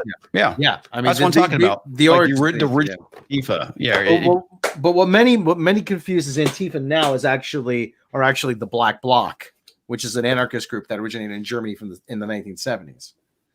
I mean, they're the guys you see with wearing dressed in black, lighting fires, and but at this point they're one and the same. It's really hard to distinguish between Antifa and Black Bloc. Right across the world like that. Well, Antifa is like there's no real organization in Antifa. I mean, it's not so much an organization as it's just the kind of a loose collection of people who support different ideas. And I mean, when there's a loose collection of people like that, you're going to be infiltrated by troublemakers. I mean, I'm not defending the violent protests. I mean, violent protests always should be condemned. Yeah. Right. No, I get. Thank you for the enlightenment. I didn't know about. Yeah. It's pretty crazy. And it's actually rather interesting if you actually look into the history of the group. And Antifa is like the fist symbol was actually a labor union move symbol. Okay. So Script Doctor saying, never forget, Marxists use socialism as a duck blind to bring about communism, which all three words being conflated to be the same thing but appear different. It can fool many from the real intent. And here's the thing too, which I find funny, which is the reason why I think a lot of these people cloak themselves in calling themselves anti-fascist, is because, well, how could you be a fascist when you call yourself anti-fascist? It's like, calling yourself the upright good guys. Well, the upright good guys are running around burning down buildings. Well, how could they be burning down buildings? They're called the upright good guys. It's like complaining about systemic racism and then going around and blaming a certain race for everything. Yeah. Gotcha. Right. Yeah. Well, getting back to what Willie Woodward had said, I mean, I mean, it's important. Like, what is a lot of people will point to, like, oh, well, capitalism 2.0, like I said, it's capitalism 2.0, the Great Reset. I don't know what to call it, but I do think there is going to be more of a movement towards like the Scandic model of social democracy in the future, because as it is right now, like healthcare is in shambles. I mean, people can't afford medicine. There has to be a system in place to ensure basic goods. And when people say, "Well, you trust the government?" Like, well, we are the government. We are, in theory, we are the government. And there's that saying: you get the government that you vote for. Yeah, that's true. If you vote for a guy like Rand Paul, I hate the government, and I'm gonna go in there and I'm gonna run it for you. And then he goes in, he fucks everything up. I told you, government ain't no good. I'm like, right. Well, you're the idiot who screwed everything up. Yeah, but ultimately, I think the other thing too that people need to understand is healthcare is not a human right. Okay, it's an entitlement. There's a difference between an entitlement and a human right. Well, but you don't ask to be born. Yeah, I mean, but that's you also don't ask to die. Well, that's part and parcel. It comes with the gift. Yeah, yeah. But at the same time, though, I mean, you know, there's the whole thing. I mean, we do have socialism right now in America, but and it's socialism. I would argue that we have a lot more welfare than we actually have socialism. Well, we have socialism for corporations now. Corporations. Well, that's I would classify that more as corporate welfare than actual socialism, because socialism means the government owns the means of production. We don't have that. So that's the reason why it's actual corporate welfare more so than actual socialism. Well, yeah. Well, and the other thing too is, and I'm totally against corporate welfare. Yeah, we've also ensured that farmers have been getting $25 billion in bailouts. We're ready to bail out the airline industry. I mean, is it the worst idea that if I get a colonoscopy, you send the bill to Uncle Sam? I mean, I don't think so. Yeah, I mean, the thing is, we start getting to really kind of complex subjects. It's like the whole idea of like, okay, so if we don't bail out this industry and it collapses, how does that impact the world? Or how does that impact our country? So that to me, it's like there's certain things that's like, don't fucking bail out the comic book industry. No. But it's like we kind of need air travel. So there's like certain things I'm fine with bailing out because we need these things. We need hospitals. Yeah, we need hospitals. The healthcare thing is pretty messy. Transit. We need transportation. We need power grids. And I understand these things are important, but also imagine how exponentially fast the homeless population has grown over the last several months due to people not being able to work. How many people were teetering on the edge, who were going paycheck to paycheck, who didn't have any family member or anyone to help save them? They fell behind on rent, and you got some soulless landlord who's just like not going to be understanding at all. Like these are things we need to look at too. The homeless population is just it's a travesty. It's a travesty. Yeah, it absolutely is. And the main thing is, just because I point out that it's an entitlement and not a human right doesn't mean I'm necessarily against it. Yeah. Yeah, but I think that's the main thing that we need to understand, that there are key differences. There's a difference between an entitlement and a right. Everybody has the right to have access to health care, but you can't walk into a doctor's office and say, give me health care.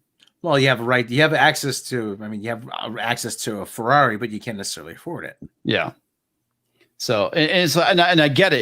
It's a very complex situation because life has become more complex. I mean, back in the Middle Ages, you break your leg, you're probably going to die. Probably. Because they didn't have the medical technology to kind of deal with these types of things. Get them a couple of leeches, they'll be okay. Yeah, give them a couple of leeches. Yeah, it's those burning bulb things. Yeah. Obviously, I do think that we should do what we can to help those who can't help themselves. But at the end of the day, because that's, we're society, right? I mean, we need to be able to help one another. But at the same time, I think that we need to make sure that people aren't abusing or taking advantage of the system. One of the biggest problems I have with this country is how fucked up education is. And this is something that, here we go. We're going down the political fucking rabbit hole. Yeah. If people, one of my major issues with education is the fact that we don't teach people to enter the workforce after they graduate from high school, because there's been such a push to get people to go to college. When I was in high school, and I know this has changed, there were vocations you could go and learn. Right. AC repair, be an electrician, drafting, all these other things that taught people a skill. But I think a lot of that has disappeared. So those programs to me are very important because it prepares young people to go and enter the workforce rather than spending thousands upon thousands of dollars to go into debt to get a higher education that is pretty much fucking useless. Well, what's happened too. I mean, a lot of those vocations, a lot of industries, they used to train you. Yes. Yeah, it's true. Now they expect you to already be trained. I'm like, well, where am I going to get the training?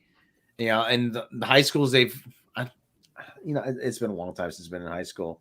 So I mean, yeah, The same here. yeah. So I mean, so a lot of the stuff they're teaching is out of date now. Yeah. Well, yeah, there's that too.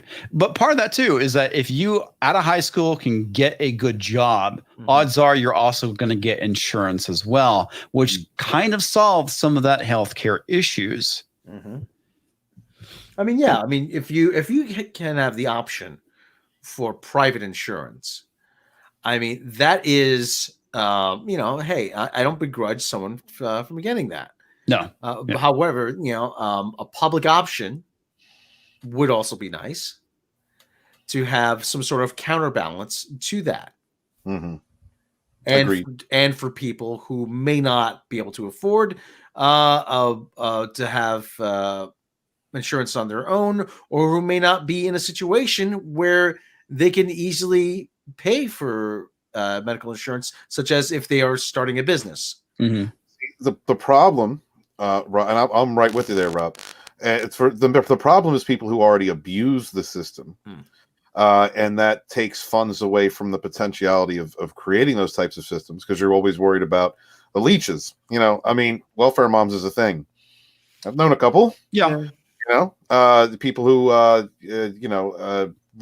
don't report their households when they need assistance. They don't report on all of the incomes that come into that household. I know somebody that's getting sued by a state for $22,000 because she didn't report that there was a man working full time in that house for the entire, for years and years and years. Well, and on top of that too, our welfare system is pretty fucked up. And the idea, you make too much money to get assistance. Oh, right. That is a huge problem. Yes, absolutely. That happens to me. I mean, I've needed assistance, and it's like, bitch, if I made too much money, I wouldn't fucking be here. Yeah, exactly. I need a little bit of help. Can you help me, with feeding my kid, or can you help me? Yeah. And try doing that as a single father. And I know some people here know what I'm fucking talking about. Yeah, they fight. They laugh your ass right out the fucking door. Yeah, they do. And that's just what's lovely about this whole society we live in right now. They're like, you're a fucking man, go get a fucking job. It's like, I got one and I still can't make fucking ends meet. Single parent is a single parent. Well, then get another job. Right. Well, when am I supposed to take care of my fucking kid? When I'm sleeping? Yeah. The whole 2 hours? It's like, no, and that's what it is. Especially if you got a kid who's on disability or anything like that. Holy, just forget it. You're fucking, you might as well just fucking live on the streets. Damn, yeah, it's pretty ridiculous. And it's like my martial arts instructor had this great story about this woman he knew.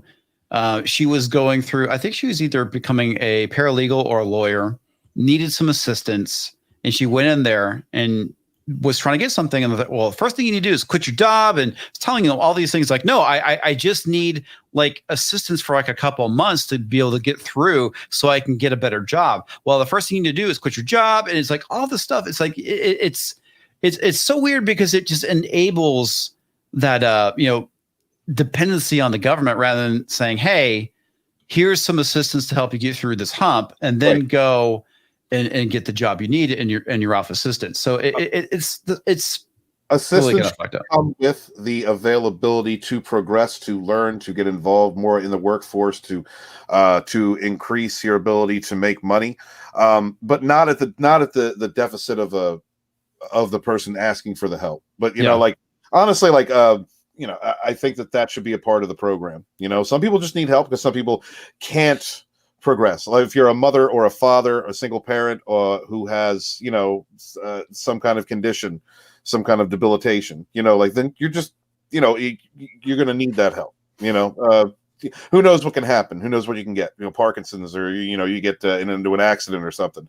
But for most people that have the availability to, they should be able to learn new skills. Those should also be, I think, options and routes that you should be able to take. Well, I agree. I think that's one thing is like if you're perpetually on welfare, they should be able to provide a program to get you a skill so you can go and get a job. We're in the internet age. I mean, even if you're wheelchair bound, there's something you can learn. I mean, that is true. That's the other thing too. I mean, which was like vastly different from when I was, a young person in college, is that you had to go to college at that point or buy a book to be able to learn a program and do these types of things, or go to college. Whereas now you can go online and find a place that will teach you. It's way better now to be able to get educated for cheap than it has ever been in human history. And reality is, I mean, if you have the smarts to do so, or the aptitude or ability, then you there's something out there for you. You can find it. All right, let me get some of these super chats real quick. So Toxic Man Flu for $5. Anyone who walks into an ER will get care and does not have to pay. Anyone, and Toxic Man Flu works in the healthcare industry. 20% of the economy is healthcare. Socialize it, and capitalism is dead. I would say to that. I mean, you know, I've been to 5 countries that have nationalized healthcare. I mean, and they're doing pretty well. They have capitalism. They have millionaires in Sweden, and they have national healthcare systems. Yeah, and again, they are not. Those countries are not socialist either. They have a different form of capitalism, but they did try socialism. It failed, and it's the reason why they keep saying Bernie's like, oh, they're socialists. Like, no, actually, we're not. It is a different form of capitalism. They have a robust welfare state. I mean, they do. They have a very robust welfare state, of robust social safety net. Yeah. All right. So Toxic Man Flu for $5. Obamacare has done one thing: cause bad debt of healthcare providers to skyrocket. You have public option, Medicare and Medicaid. But it's getting them. Yeah. And like my wife's mother is on disability because she has MS. Yeah, I mean, she literally can't work, and that's why it's good to have these new types of social safety nets for people like her. I mean, I mean, her body is pretty jacked up. Right.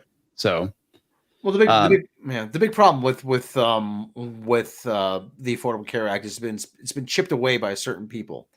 Senator Marco Rubio cut the risk corridors a couple years ago. The White House stopped making the CSR payments. I mean, right. It wasn't given a proper chance. You're absolutely right. You know, it wasn't. Because it was partisan. It was a partisan thing. And they didn't want it to succeed because, God forbid, one half succeed over the other. But if everybody had gotten behind it, I think Obamacare could have been good. Okay, let me get this from David Blair for $5. Mike Rowe, Dirty Jobs guy. I used to love that show. Mike Rowe is a hell of a dude. Is trying to get training for those skilled laborers. Hold on a second. Is trying to get training for those skilled labor jobs. Yeah. Hold on. B-spin. Sweden doesn't have ERs full of idiots every day like we do. That's because they don't go to the doctor. They don't have any coverage, and they can't go to the doctor. And the ER is their doctor. They go to the ER when it's too late. Yeah. That's the big problem. Yeah, like I said, it's the healthcare system in this country is fucked up, and I completely agree. Yeah. All right, so Mecha Random 42 says I was a single woman without kids and was not homeless yet. I couldn't get help until I was homeless. Yeah, I mean that's the thing that's so fucked up is the fact that you have to be in these dire straits to get assistance. Homeless or go get pregnant. Yeah, homeless or go get pregnant. And that's the thing is that we should be able to provide assistance to people to prevent them. We should be helping them out to enable them to succeed, not to put them in a position where they have to be dependent on the government. But of course, that's what certain political parties in this country want. They want dependency. They want you to rely on them. And that's a bad fucking thing. Yeah. Well, look at someone like what Mecca was just describing. That's where I would look. That's where I would be a firm believer in give this person assistance and job training, help them to get into a better place where they don't need assistance. You know, someone who's single, no kids, strong back. You know, those are the types of social programs that I would like to see. Yeah. Yeah. My whole thing is, as a libertarian, doesn't mean I don't want to help people or people to be able to get assistance. But I think we need to be smarter about it and stop just throwing, money out the window and stop burning it like it's going out of style. Yeah, I agree. I agree with that. But, like I said, there's so many people that abuse the system, and then there's so many people that politicize it, that it hinders any kind of growth. I mean, sometimes you can implement things and they don't work and you fix them, or you bring something else in that might work. A lot of that has to do with politics hindering, the types of programs that I would like to see in my country. Yeah. And as I stated before, Toxic Man Flu works in the industry, so he knows more about this than I do. Obamacare was shit. No providers were included, only the insurance companies. That is why insurance debacles became more than the average spend on medical per year, $6,000. Yeah, I'm not saying Obamacare was, Obamacare didn't have its problems. Yeah, it wasn't perfect. No. It was supposed to lead to something better. That was the problem. That was the thing. But and actually, Obamacare is a right wing, is a conservative plan. It was developed by the Heritage Foundation, but in the 70s. And a lot of it too. It was written. My understanding, it was actually written by the healthcare industry, but I could be completely wrong on that, guys. Well, the thing, it's actually a Heritage Foundation plan. Nixon first proposed it in the 70s. The thing about the ACA was that rather than there being a negotiation, President Obama presented what is the ACA first. He presented that with the exchanges and everything, and he put Republicans in a spot where they had to say no, because anything that they proposed was going to be better was going to have either a public option or be single payer. So they were in a position where they said, well, we have to say no, and we have to say, and our plan has to be nothing, which is a very kind of difficult corner to paint yourself into. And because anything that they were going to have to come up was going to have to be better. And they couldn't. Yeah. We can't endorse a government takeover of healthcare. Are you kidding me? Oh yeah, that would be bad. So Shay is saying YouTuber Lauren Chen lives in Canada. I'm familiar with Lauren, Roaming Millennial, or at least that's when her channel was called, Roaming Millennial. But she had to fly down to Texas to get medical care for her father who has cancer. I do remember her talking about that. Script Doctor responded to that in the chat. It's 148. 148. There we go. Lauren Chin is in Quebec. They have very different healthcare systems compared to other provinces. She could have gone east or west to get care for her father. See, I don't know about. I don't know. I don't know about Canada it like either. that. I'll take Script's word for it then. Yeah, I would have Canada. to as well, because Script actually lives in Canada. Yeah, sorry. Canadian politics not that important. We're too wrapped up in ourselves. I know all the words to "Oh Canada" actually, so I mean that's really Good for you, man. I'm not going to recite them here. No. Remember, I went to plenty of AHL hockey games when I was a kid. Nice. All right, folks. I don't know about you guys, but it's getting close to 1 a.m. for me, and I'm pretty much toast. Yeah, me too. Same. Yeah, I'm feeling tired. All right, so let's go around the horn. We'll start with Tom, because I haven't had Tom go first in a while. Support your local giraffes. Word. Help single kitten mothers. Yeah. And don't ever cross the road at midnight. I thought you were going to say don't cross the streams. And that cross too. The streams. Never cross the streams in the same urinal.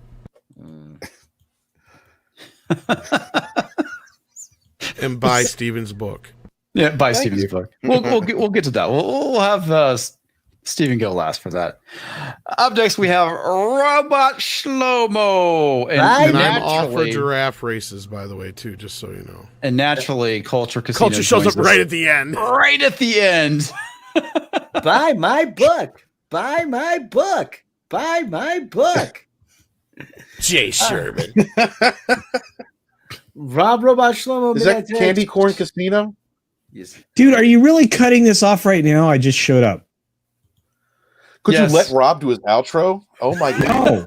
No. Dude, you just said Candy Corn Casino, you giant tool bag. Let him finish. Oh, I've got a tool in my bag for you. Oh my. George, I keep telling you, no one wants to see it. Put it away. Oh, you big phasers are not set to stunned. Billy, you're just a big blowhard, and I know a thing or two about blowing hard. I'm sure you do, big fella. Or little fella in your case. God damn it, dude. You do that way too well. Where can people find you, Rob? Midnight Touch After Dark. I turn up on Macarando's channel every so often. I'm all over the place. I'm everywhere at once. Throw wide open. All right. What? And so I'm being asked, are we still talking horror movies on Thursday? Yes, we'll be talking Frankenhooker. Oh, awesome. Can I be there?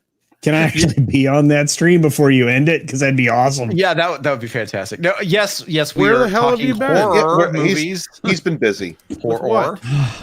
with this. Supporting other dude. What? You know what? I was over helping out Wes. Take that off right now, Steven. Take it off. It's your candy corn butt plug. I will punish you. You're gonna get punished, dude. Do you realize what I can do? Seriously. With that, I don't want to imagine. No, Steven. Oh my. How many pictures do I have of you with your shirt off?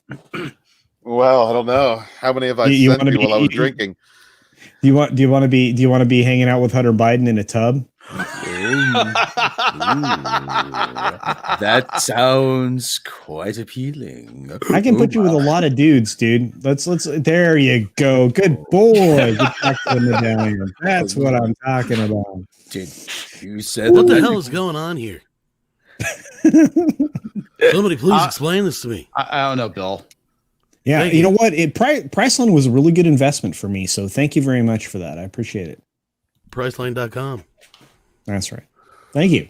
Last but not least, because he showed up last. Hey, wow! Are we really? This is really. Yeah, You didn't let Steven go either. Plug your fucking channel. Okay.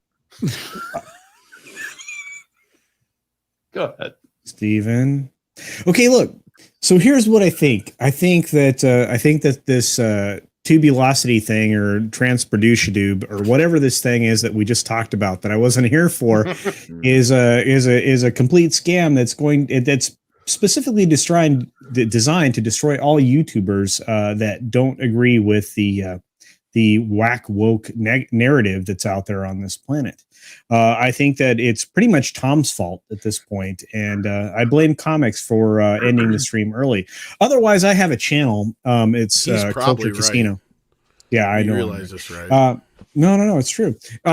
I have a channel, Culture Casino. Some of you are subscribed to me. Some of you think I'm reprehensible, and that's probably an accurate opinion. But I do make videos, and I have one coming out tomorrow. I do live streams with amazing people like Comics Division, who I think is probably one of the best creators. If you're going to put him in the top 150 comics would be up there. You're too kind, Culture Casino. I would at least put me at the bottom somewhere. No, you're really good because you're going to be on the translucent total bullshit tube thing or whatever that thing's called. You're going to be on that. I looked for you, by the way. Were you on that? I didn't think you were. But there were other people that were on it. Being irrelevant has its privileges, I think. Oh, I know, absolutely, and I'm very irrelevant, and which is what was interesting. Where I could challenge that dude on his methodology, his math, and pretty much for just being a giant tool. And I did it in a very intellectual way, so we didn't know just how much of a tool he was. Otherwise, I just want to say subscribe to everybody on this panel. Please check out author Stephen Walton's campaign. It's very, very important. I've been promoting him every single day because he's my friend and he makes good content on his channel. But he's an excellent writer beyond that. And his first book is very, very good. And if it ever gets to my house, I'll get to read it. Otherwise, everybody have a great day, and thank you. God damn, that was some backhanded compliments. Oh, I love I got a last minute super chat here for $2 from Willie Woodward. Culture making Steven in a tub with Hunter. Ooh, Culture and hey, Hunter. Wait. One really quick word. Today is like support the Navy dudes day. So I have Shellback's emblem here. It's because I'm supporting the Navy because it's their day and things. And I support all veterans, but all joking aside, it's really important that these people know that you support their service. You know what? Whoever's snoring is. I'm gonna whoop. You know what? We're gonna go backstage. There's gonna be some words. Might not be good. I don't usually curse, but somebody's gonna hear some bad things. Ooh, I bet I'm going to hear some bad things as well. Ooh. No, you're gonna get some bad things. Steven's right next to you. What does that tell you? Oh, don't I know that? Oh, I know. And Tom's underneath you, so that concerns me. Man, I got to isolate this and just upload Culture Casino's rant at some point. Toxic Van flew for $5. One quick word from Culture means you have time to read the super chat. Right. It's very true. I'm worth at least 10 minutes of outro according to everybody else on this planet. And the only person who's longer winded and more preaching is my boy right here, author Stephen Walton, who will tell you he was born in some kind of chat. I don't know how you're born in a chat. Did I do your outro yet, Stephen? No. I came in like a China in a bull shop. Yeah, he takes up a lot of air. Culture does. He actually, the only person I've ever met that talks more than Sporking News podcast. Hi, everybody. Hail to the chat. Thank you for being here tonight. Thank you for hitting the like button. Thank you for sharing out the link and supporting Comics Division, who is, I've known comics for a long time now, and he streams with everybody, and we really appreciate him hanging out. I appreciate you guys. Plus, you know what? Plus, Steven, he doesn't shave his beard weird. What happened to your freaking razor? It's Look sexy, at that. like No. jealous. It looks like You're somebody. jealous. No, that is not sexy, dude. No. Look, there's certain beard styles, and that one is not for you. Just so you know. Thank you guys very much for being here this evening.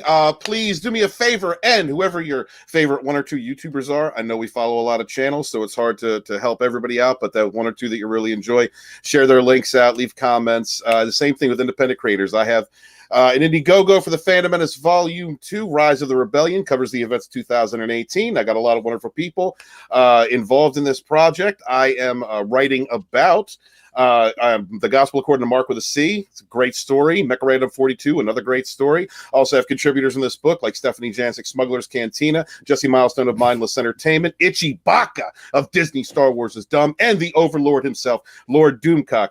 I'm also going to be covering all of the top news, events, things that were happening in entertainments between the disrespect to the customer, the labeling, and also the doxing that took place against people for just having criticisms over films. So I hope that you guys go and back this. It's on Indiegogo now.